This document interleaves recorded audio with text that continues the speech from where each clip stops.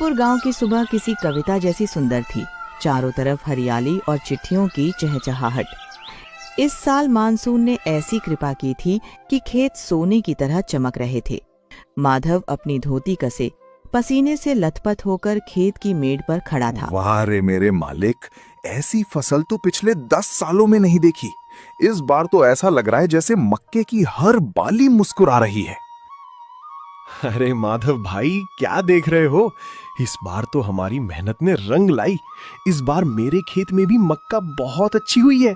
मेरी बेटी चंपा की शादी के लिए मैंने जो सपने देखे थे, अब लगता है वो पूरे होंगे। बिल्कुल सोहन भाई, इस बार शहर की मंडी में अनाज के अच्छे दाम मिलेंगे। बस कटाई शुरू हो जाए तो सबसे पहले लाला धनीराम का वो पुराना कर्ज उतारूंगा जो मेरे पिताजी के समय से चला आ रहा है। सुकून की नींद सोना चाहता हूं भाई। सही कहा। लाला की नजर गिद्ध जैसी है। जब तक कर्ज है तब तक गर्दन उसकी मुट्ठी में है। शाम को माधव घर लौटा। गौरी ने मिट्टी के चूल्हे पर ताजी रोटियां बनाई थीं।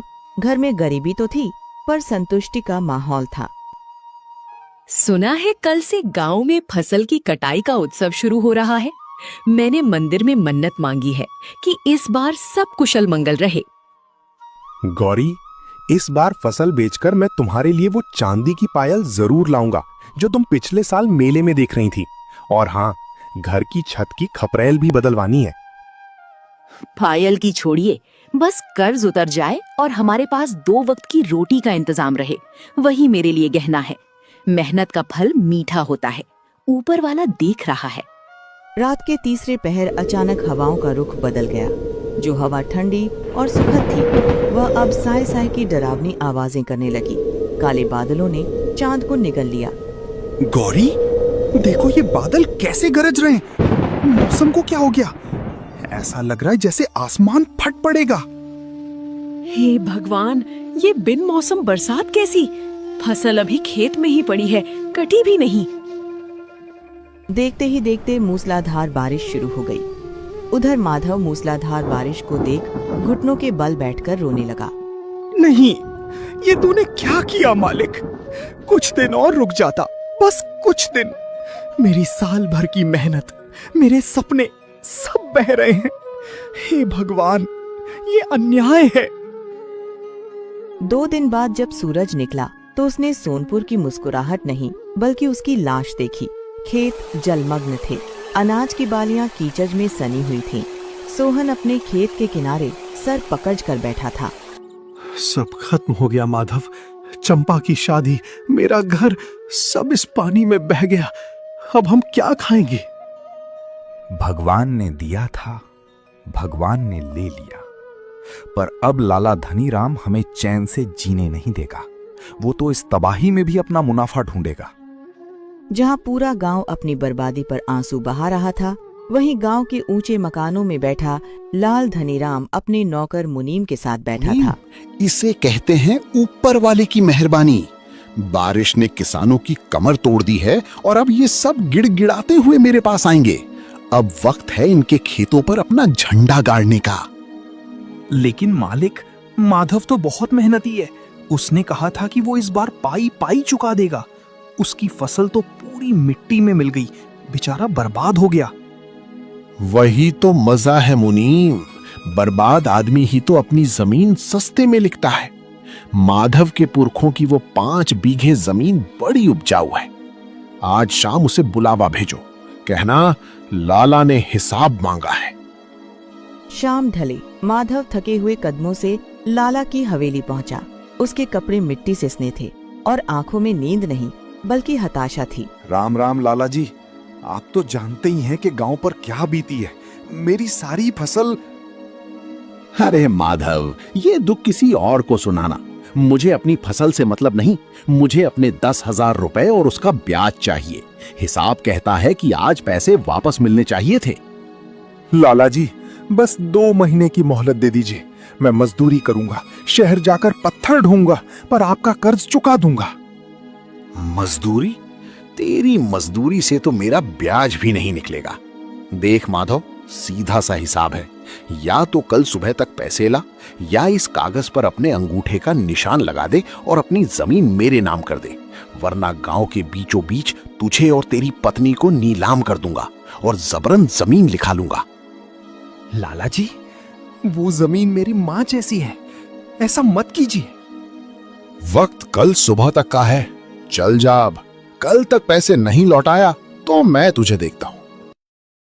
अगली सुबह वही हुआ जिसका डर था। माधव पैसे नहीं जुटा पाया। सरपंच और गांव वालों के सामने लाला ने जबरन माधव की जमीन हड़प ली और उसे घर से निकाल दिया। गांव वालों ने हमदर्दी तो दिखाई, पर लाला के डर से किसी ने मदद नहीं की। अब हम कहाँ जाएंगे माधव? हमारा तो सब कुछ छिन गया। जंगल की ओर गौरी, यहाँ गांव में रहकर लाला की गुलामी करने से अच्छा है कि हम कुदरत की गोद में दम तोड़ दें। हिम्मत मत हार, जब तक हाथ पैर सलामत हैं, हम रास्ता ढूंढ लेंगे। माधव और गौरी घने जंगल के भीतर एक पुरानी झोपड़ी में रहने लगे। माधव दिन भर लकड़ियां काटता और उन्हें बेचकर 2 वक्त की रोटी का जुगाड़ करता। एक दोपहर जब सूरज आग उगल रहा था, माधव को जंगल के बीचों बीच एक विशाल बरगद के नीचे कोई गिरा हुआ दिखा। गौरी, देखो वहां कोई पड़ा है। वह एक बूढ़ा फकीर था। माधव ने उसे उठाया। खाना बेटा, बहुत जोर की भूख लगी है, कुछ खाने को दे दो, बहुत पुण्य मिलेगा। बाबा, घबराइए मत, आप सुरक्षित हैं। ये लीजिए, मेरे पास एक रोटी है, आप इसे खा लीजिए। माधव ने अपनी आखिरी रोटी उस फकीर को दे दी। फकीर ने खाना खाया। बेटा माधव, मैं तुम्हारी गरीबी और लाला के अत्याचार की कहानी जानता हूं। जो अपनी भूख भूलकर दूसरों का पेट भरे, विधाता उसके लिए स्वर्ग के द्वार खोल देता है। बाबा, अब तो बस दुआ कीजिए कि हम ईमानदारी से जी सके। सुन, आज आधी रात को जब चांद बादलों के पीछे छुट जाए तो उत्तर दिशा में जाना। जहां 3 पुराने बरगद के पेड़ एक साथ मिलते हैं, वहां मायावी चोर बाजार लगता है। वो बाजार इंसानों का नहीं, रूहों और नेक दिल फरिश्तों का है। वहां से तुम अपनी तकदीर बदल सकते हो, लेकिन याद रखना, वहां जो भी देखोगे उसे राज रखना। अगर लालच किया तो सब राख हो जाएगा। आधी रात को माधव अकेले उस डरावने जंगल में उत्तर की ओर बढ़ा। सन्नाटा इतना था कि उसकी अपनी धड़कनें सुनाई दे रही थीं। जैसे ही वह 3 बरगद के पास पहुंचा, अचानक वहां बाजार दिखने लगा। भाई साहब, यहाँ गेहूं और चावल किस भाव मिलता है? थोड़ा हिसाब से ही बताना भाई, मैं बहुत गरीब आदमी हूँ। यहाँ दुनिया का हिसाब नहीं चलता भाई साहब, नेक दिल लोगों का चलता है। तुम्हारे लिए सब कुछ 2 रुपया किलो है। जितना उठा सकते हो ले जाओ, सारे का दाम 2 रुपए ही है। क्या भाई, मजाक कर रहे हो? 2 रुपए किलो अब अनाज कहाँ मिलता है? अगर आप सही बोल रहे हो तो मुझे 100 किलो अनाज दे दो।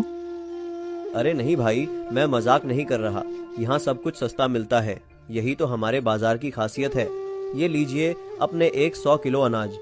माधव ने कांपते हाथों से अपनी जेब के आखिरी सिक्के दिए और अनाज की बोरियां उठाईं और अपने घर लौट आया।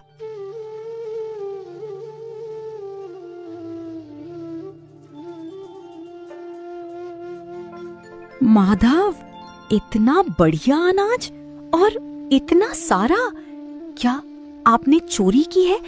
हे भगवान, ये आपने क्या किया? किसी के घर से अनाज नहीं चुराना चाहिए। नहीं गौरी, तुम ये क्या बोल रही हो? मैं तुम्हें चोर नजर आता हूँ क्या? ये उस फकीर बाबा का आशीर्वाद है। अब हम भूखे नहीं मरेंगे। मैं ये अनाज शहर की बड़ी मंडी में बेचूंगा और फिर देखना, हमारे दिन बदल जाएंगे। अनाज को बेचकर माधव ने इतने पैसे कमाए कि कुछ ही हफ्तों में उसने गांव की सरहद पर एक छोटी सी दुकान खोल ली। मुनीम, तूने कहा था माधव सड़क पर आ जाएगा, लेकिन यहाँ तो उसकी दुकान कुबेर का खजाना बनती जा रही है। पता लगा आखिर वो माल लाता कहाँ से है। कोई तो गुप्त रास्ता होगा। मालिक, मैंने सुना है कि वो रात के अंधेरे में उत्तर दिशा के घने जंगल में जाता है। लोग कह रहे हैं कि उसे कोई गड़ा हुआ खजाना मिल गया है। खजाना? अगर खजाना है तो उस पर पहला हक मेरा है। आज रात हम उसका पीछा करेंगे, तैयार रहना। उधर माधव अपनी सफलता से अहंकार में नहीं डूबा।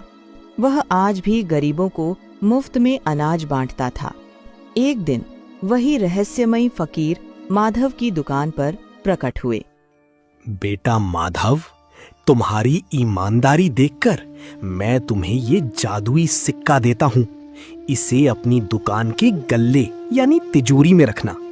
जब तक ये यहाँ है, तुम्हारी दुकान का अनाज कभी खत्म नहीं होगा और गांव का कोई भी गरीब भूखा नहीं सोएगा। तुम जब गरीबों को मुफ्त में अनाज देते हो, मुझे बड़ा सुकून मिलता है। तुम्हारी ईमानदारी देखकर ही मैंने तुम्हें ये सिक्का दिया है। आपका बहुत धन्यवाद बाबा, आपकी वजह से ही मैं इतना तरक्की कर पाया। मैं आपके ये एहसान कभी नहीं भूलूंगा और मैं वचन देता हूँ कि इसका उपयोग सिर्फ भलाई के लिए ही करूंगा। माधव ने पूरी श्रद्धा से वह सिक्का अपनी तिजोरी के एक रेशमी कपड़े में लपेट कर रख दिया। दूर खड़ा लाला धनीराम की आंखें उस चमकते हुए सिक्के को देख रही थीं।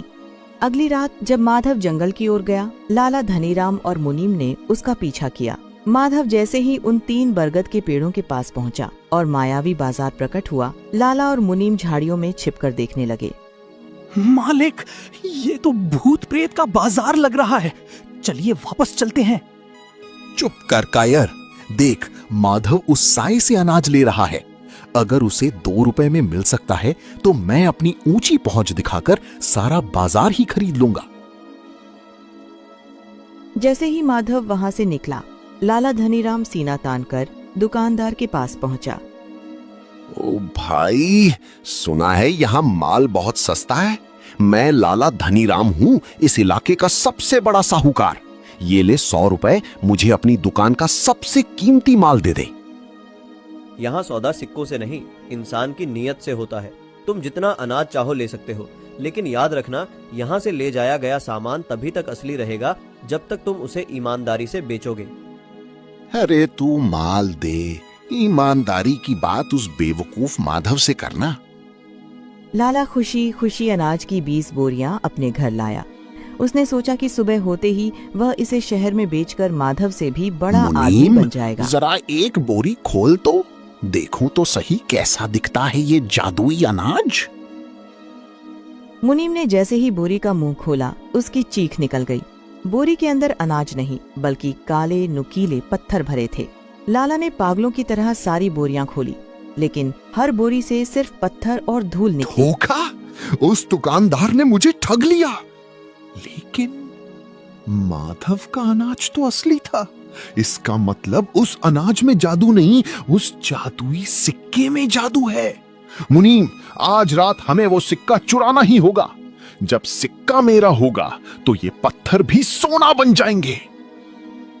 एक रात जब सारा गांव सो रहा था, लाला की नजर में वो चमकता हुआ जादुई सिक्का घूम रहा था।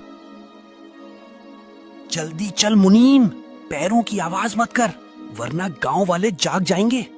आज वो सिक्का मेरी तिजोरी में होगा तो कल से ये पूरा गांव मेरे कदमों में होगा। मालिक, मेरा मन घबरा रहा है। फकीर बाबा की चेतावनी याद कीजिए। वो सिक्का केवल नेक दिल वालों के लिए है, कहीं लेने के देने ना पड़ जाएं।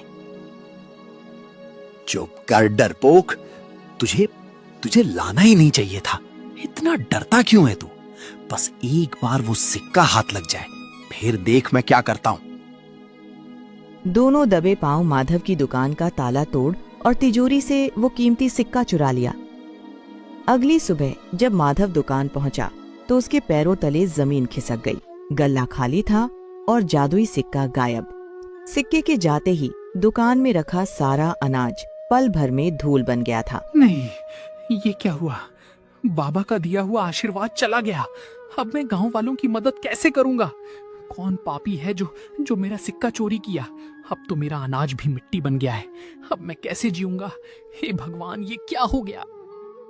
मुझे लगता है ये सब जरूर उस लाला की चाल है। कल रात मैंने उसे दुकान के पास मंडराते देखा था।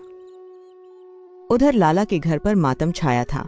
लाला ने जैसे ही अपनी तिजोरी में वह सिक्का रखा, तिजोरी के अंदर रखा उसका अपना सारा पुराना धन, जेवर और जमीन के कागज राख में बदलने लगे। ये सब देख लाला की सांसें अटक गई। मुनीम, ये क्या हो रहा है? मेरे सीने में बहुत जोर की दर्द हो रही है। कुछ कर वरना मैं मर जाऊंगा।